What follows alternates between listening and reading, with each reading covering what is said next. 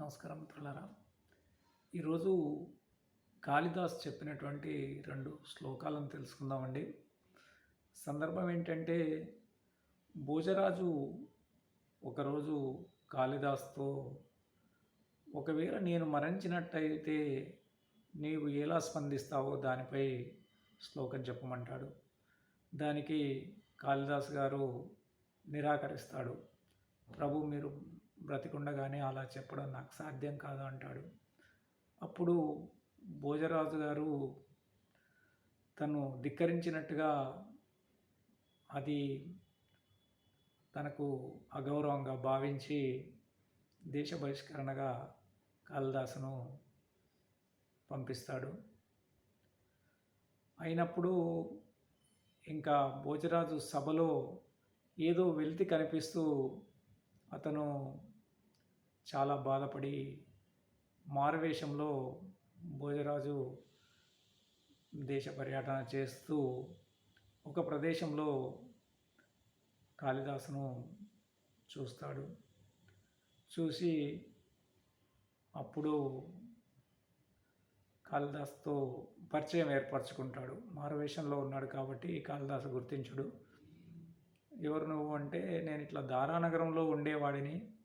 అక్కడ భోజరాజు గారు మరణించారండి. అక్కడ ఇప్పుడు కళలకు, సాహిత్యానికి ఏమాత్రం అది లేదు" అని వాపోతాడు. అప్పుడు కాళిదాసు స్పందిస్తూ ఒక శ్లోకం చెప్పడం జరుగుతుంది. "అద్యధారా నిరాధారా నిరాలంబా సరస్వతి పండితః ఖండితాః సర్వే భోజరాజే దివంగతః." దారానగరం ఇప్పుడు ఆధారం లేకుండా పోయింది. సరస్వతీదేవికి ఆదరణ కరువయింది. పండితులకు పోషణ లేకుండా పోయింది. ఇదంతా భోజరాజు మరణించడం వల్లే జరిగింది కదా అంటాడు. అప్పుడు భోజరాజు తన యొక్క మారువేషాన్ని తొలగించి తనకు కనపడతాడు.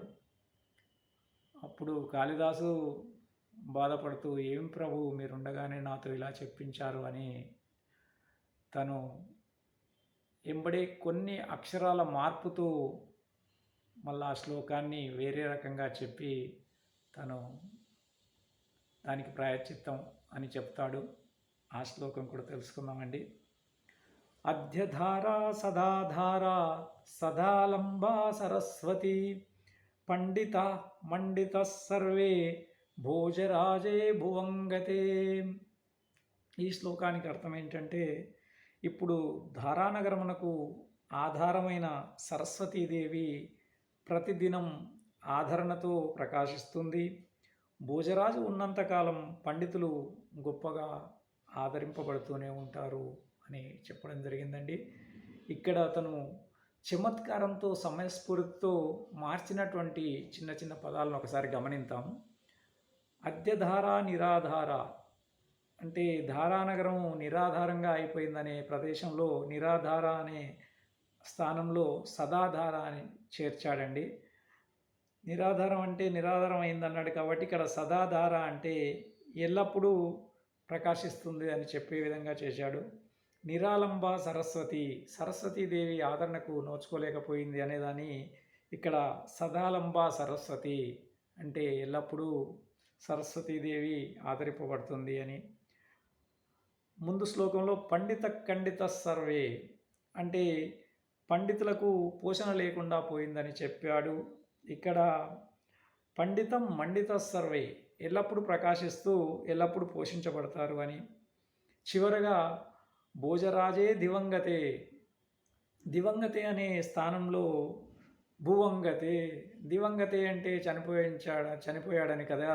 ఇక్కడ భువంగతే అంటే భూమిపైన ఉన్నంత వరకు అనే విధంగా అర్థం వచ్చే విధంగా పూరించాడండి. Thank you.